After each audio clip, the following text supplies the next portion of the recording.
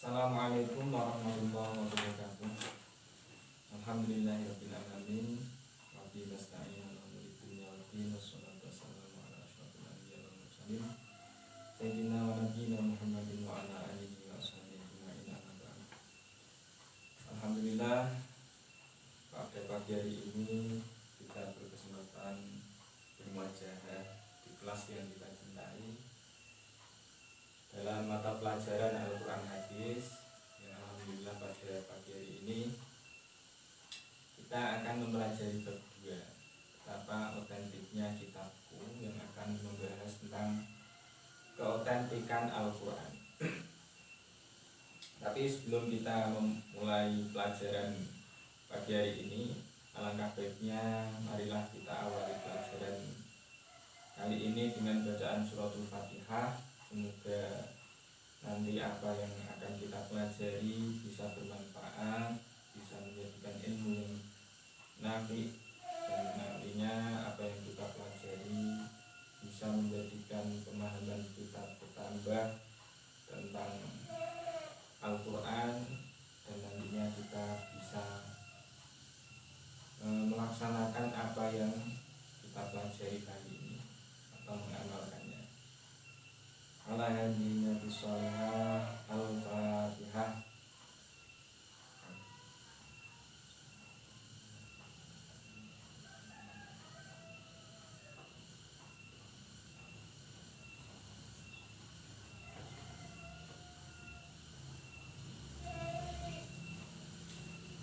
Baik, sebelum kita mulai, silakan dibuka bab 2 ya. Bab 2. Dalam bab 2 kali ini kita akan membicarakan keotentikan Al-Quran, keaslian atau mungkin dalam istilah lain itu kevalitannya. Ya.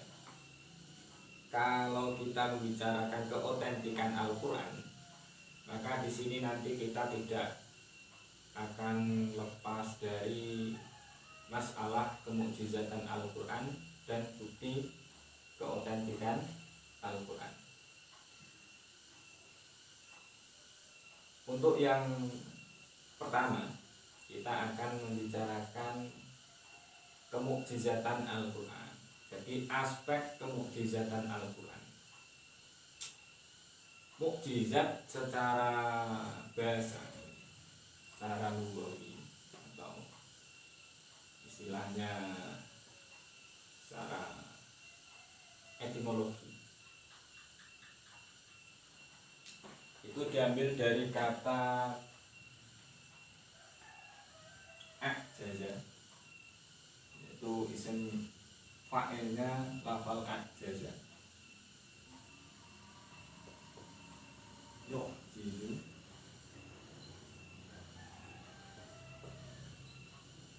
i'jazan,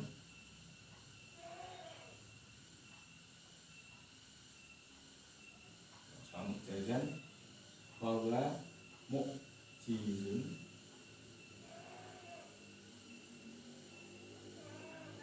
atau mu'jizun, kayaknya ya, mu'jizun, kemudian mu'jizatun. Ini merupakan isim fa'il dari a'jaza. Ini kalau ditasrif istilahi seperti itu. Jadi ini diambil dari lafal a'jaza yu'jizu i'jazan. Bisa dikatakan atau diartikan melemahkan.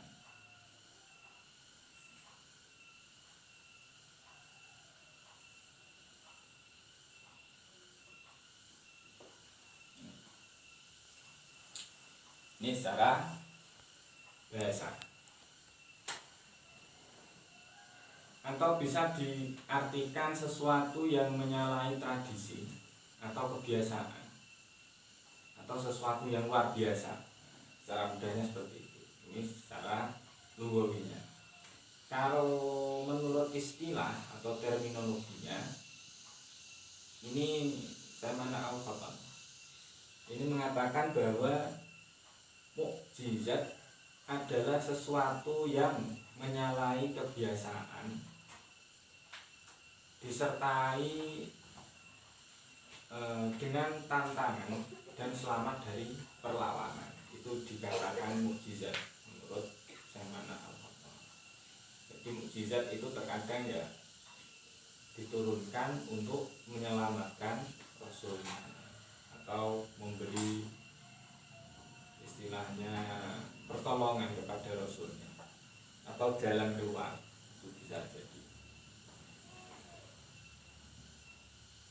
Jadi kalau kita gambarkan mukjizat seperti mukjizatnya Nabi Musa atau Nabi Isa dan sebagainya. Kalau Nabi Musa itu ketika menghadapi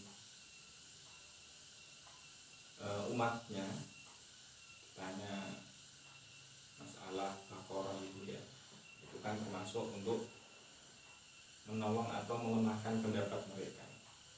Apakah betul Nabi Musa itu seorang rasul atau tidak, itu menjadikan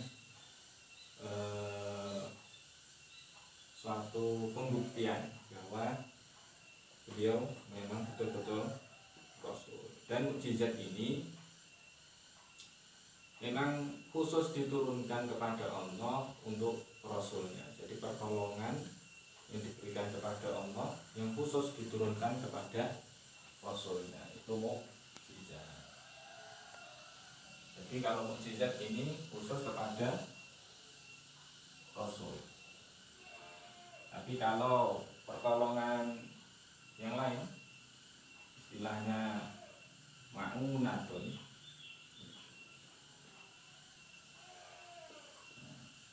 ini pertolongan yang diberikan Allah kepada orang mukmin.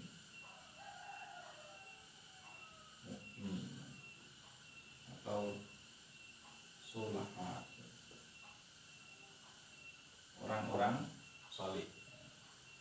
Kemudian ada lagi selain mukjizat itu kita sering dengan istilah karomatun.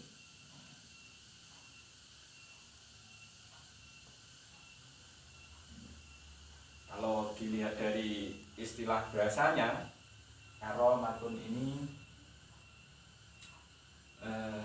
kemuliaan. Ini biasanya diberikan Allah kepada aulia atau wali-wali Allah. Itu terkait dengan pertolongan Allah yang diberikan kepada kekasihnya. Ada lagi pertolongan yang diberikan kepada Allah pada hambanya, tapi tujuannya untuk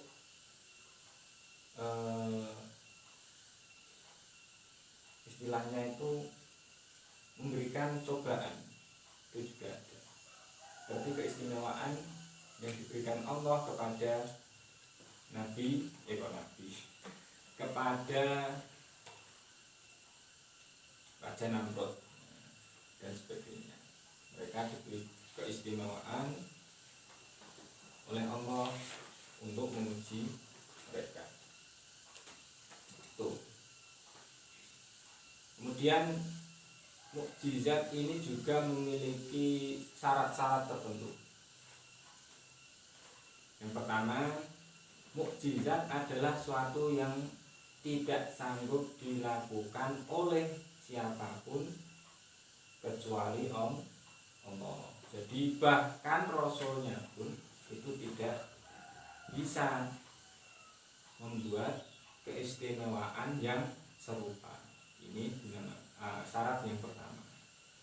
Jadi kalau kita lihat Al-Quran secara bahasa, keindahan bahasa ini tidak ada yang mungkin sanggup untuk membuatnya. Itu dari segi bahasa. Bahkan ada satu cerita bahwa orang kafir itu ada yang istilahnya ragu bahwa Al-Quran itu termasuk salah satu mukjizat. Kemudian orang kafir itu ditantang untuk membuat satu surat saja yang menyerupai keistimewaannya atau tata bahasanya menyerupai Al-Quran. Pada kenyataannya mereka tidak sanggup, hanya sampai 4 ayat atau 5 ayat sudah selesai, tidak bisa sepenuhnya menyelesaikan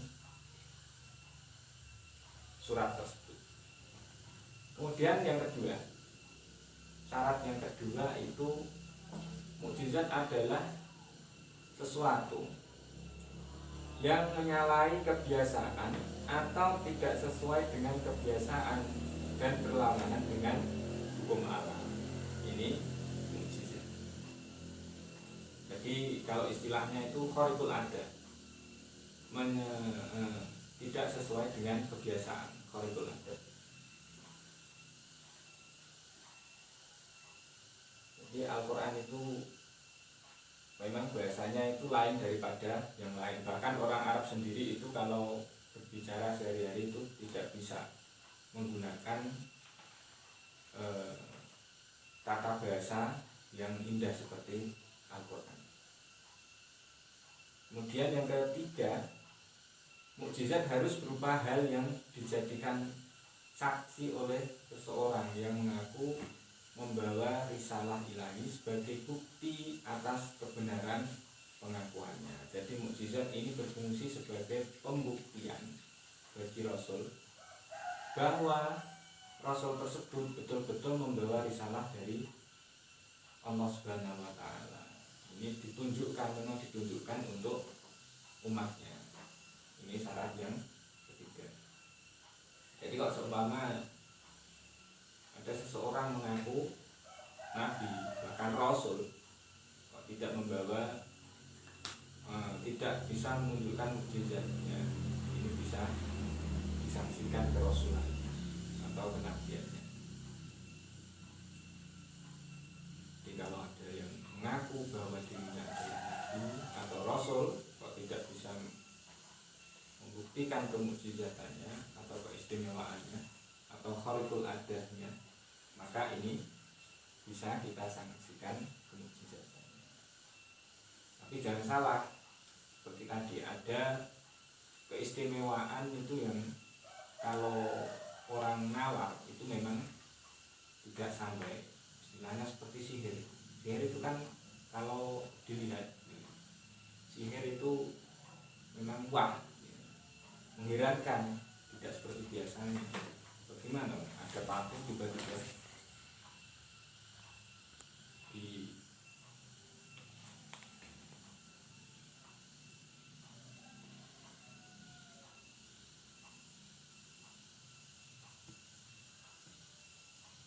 itu termasuk istimewa tapi tidak sama dengan mukjizat. Jadi hati-hati. Nah, sekarang ini banyak anti orang tipu-tipu seperti itu. Kemudian syarat yang keempat, mukjizat terjadi bertepatan dengan pengakuan Nabi yang mengajak bertanding menggunakan mukjizat tersebut. Nah, ini banyak sekali. Seperti tadi, contohnya ketika Nabi Isa itu ditantang oleh Fir'aun, kalau kamu betul seorang rasul, maka apakah kamu bisa menghadapi ahli sihirnya Raja Fir'aun saat itu ya. Nah, ketika saat itu Raja Fir'aun mendatangkan ahli sihir, wakilah itu 1000 ahli sihir, ada yang mengatakan bahkan sampai ratusan ribu. Nah, di situ ada yang ahli sihir itu ada yang melemparkan istilahnya tambang, kalau saat ini tambang, melemparkan tambang, ketika dilemparkan menjadi ular banyak sekali. Terus kemudian saat itu Nabi Isa dengan mukjizatnya beliau melemparkan tongkatnya, dan tongkat dapatnya menjadi ular yang sangat besar, yang di situ sanggup memakan ular-ular tersebut. Itu termasuk salah satu mukjizat.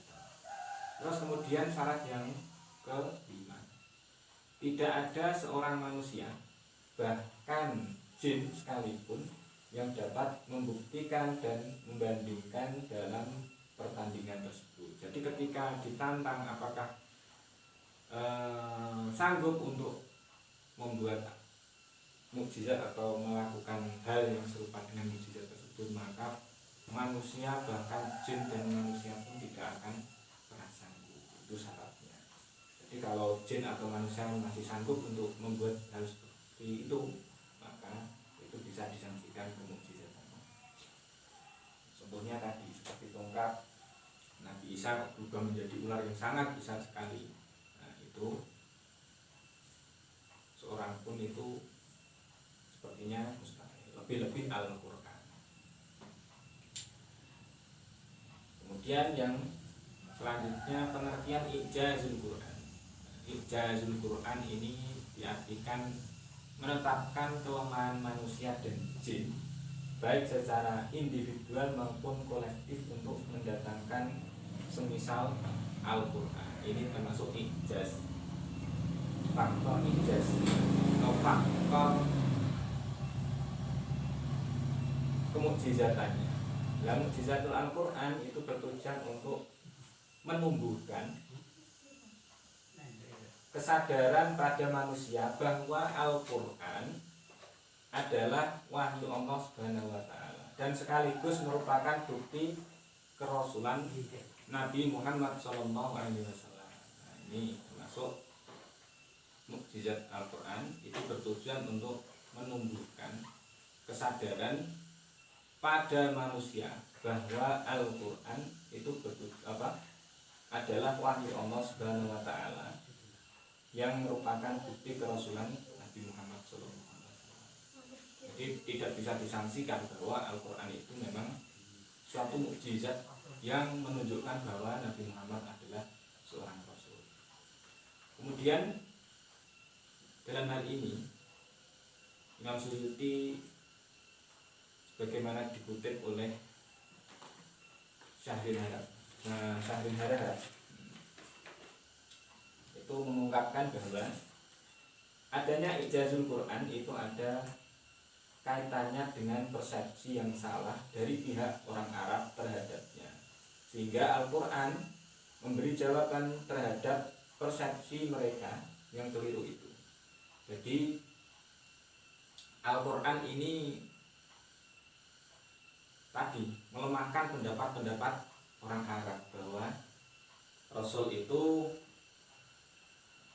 hanya ahli pembohong. Itu termasuk ijazul Al-Quran. Kemudian aspek-aspek kemukjizatan Al-Quran. Ini aspek kemukjizatan Al-Quran dalam hal ini sebetulnya hanya ada dua aspek. Jadi aspek kemukjizatan Al-Quran itu ada dua aspek. Yang pertama itu kita lihat dari aspek gaya bahasanya. Aspek gaya bahasa.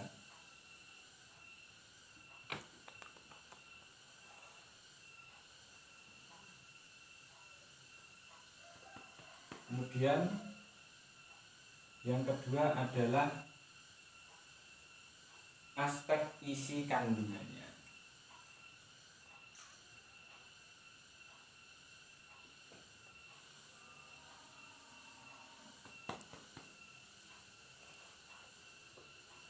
Yang pertama itu gaya bahasanya. Gaya bahasanya ini kalau kita lihat seperti tadi. Kalau kita lihat itu dari segi tata bahasanya itu sudah betul. Dari dilihat kalau segi nahwunya itu betul, sudah betul semua. Kemudian kalau kita lihat dari segi istilahnya itu balaghahnya ya, itu memang betul-betul indah. Bahkan dari Al-Quran itu sering kita lihat istilah-istilah ahli lughah kalau Al-Quran itu betul-betul indah, seperti lafal iya karena kedua iya karena selain. Kalau istilah apanya lughatnya ini nanti ada pemaknaan tersendiri. Itu kalau kita lihat dari balaghahnya. Kemudian untuk yang kedua, aspek isi kandungannya yang tidak mungkin dibuat oleh manusia, diantaranya berita tentang masa-masa yang lampau, sing banget lawase, itu juga dibahas dalam Al-Quran. Bahkan sampai dalam Al-Quran itu dijelaskan sesuatu hal yang akan datang, seperti hal-hal gaib tentang akhirat itu juga dibahas. Jadi kalau itu memang betul-betul yang membuat adalah manusia, ini tidak mungkin, karena bisa menggambarkan sesuatu yang mustahil orang memikirkan. Itu dari aspek mukjizat Al-Quran ada. Kemudian kalau dalam subbahasan yang terakhir itu membahas tentang keautentikan Al-Quran. Ini tentunya berkaitan dengan dalil-dalil yang mengatakan atau membuktikan bahwa memang Al-Quran adalah wahyu yang diturunkan Allah Subhanahu wa Ta'ala kepada Rasul. Salah satunya itu terdapat dalam Al-Quran surat Hijr ayat 9. Inna nahnu nazzalna dzikra wa inna lahu lahafizun. Sesungguhnya kamilah yang menurunkan Al-Quran dan sesungguhnya kami benar-benar memeliharanya.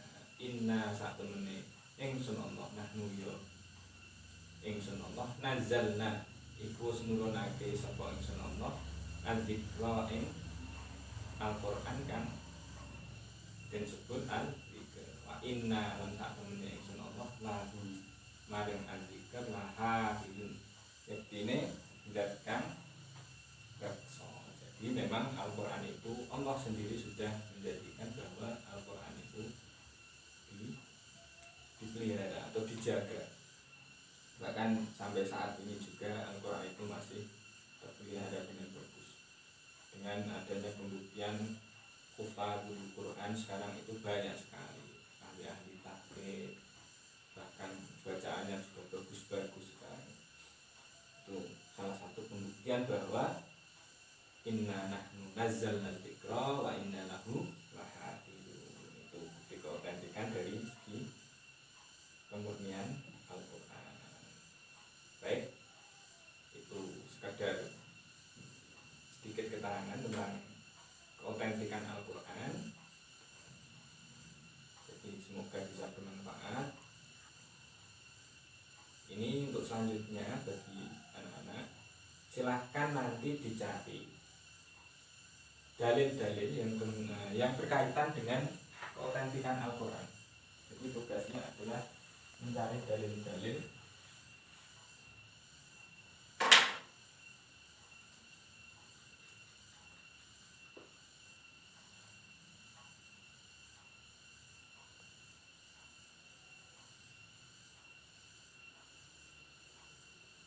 yang berkaitan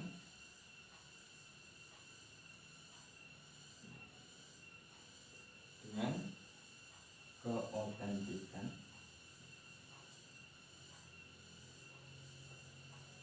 Al-Quran. Bisa dari ayat Quran,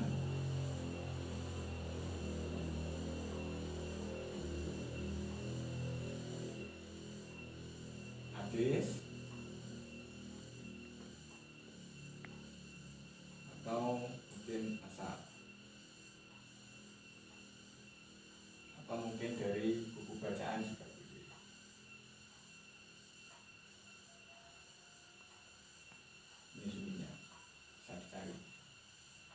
Kemudian nanti silakan minggu depan didiskusikan bersama,